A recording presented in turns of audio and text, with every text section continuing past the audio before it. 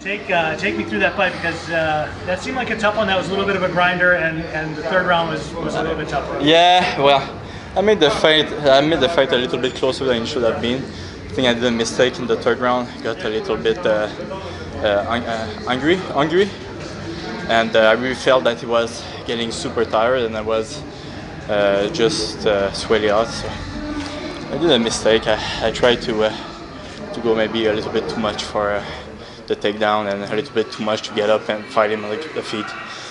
Did two big mistakes in that round, and I paid for it. I mean, it's a good experience.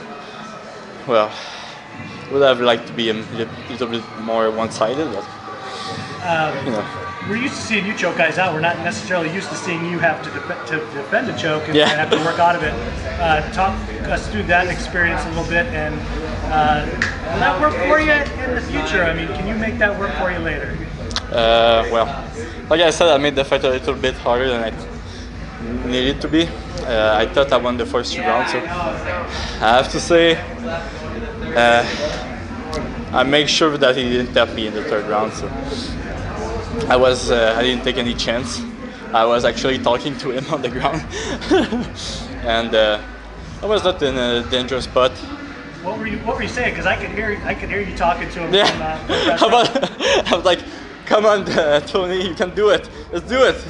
Can do it." And like I knew it would have been hard for him. I mean, I'm from judo, so for I don't know how many years I was just defending the back control. So for me, it was easy to defend.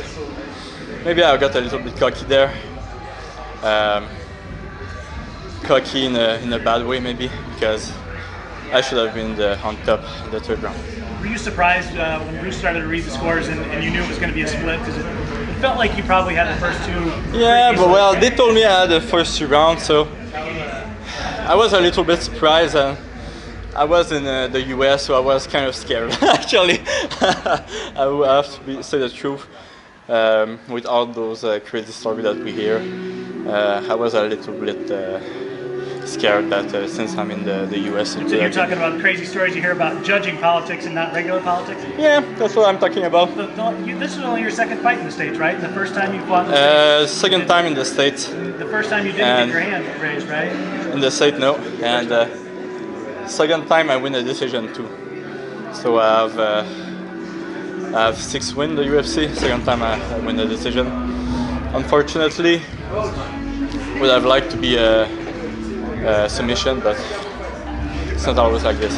So what do you want going forward? What do you feel like needs to be next for you at this point? Got water. I'm not sure who I want.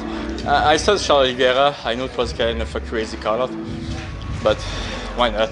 And unfortunately, I don't really watch a lot of UFC, so I don't know a lot of people in my category. I know who they are, but I don't know the name. So I know the last guy that beat Vanaka. I think he's a Sweden guy. Would be a good fight. There's another judo guy in my category.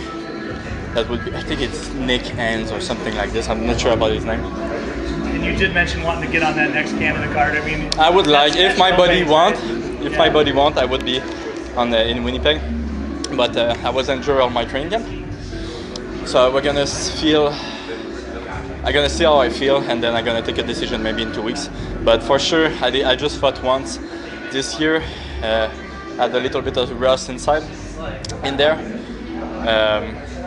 So I would like to fight one more time. I would like to make a little bit more money, since I have my taxes to pay.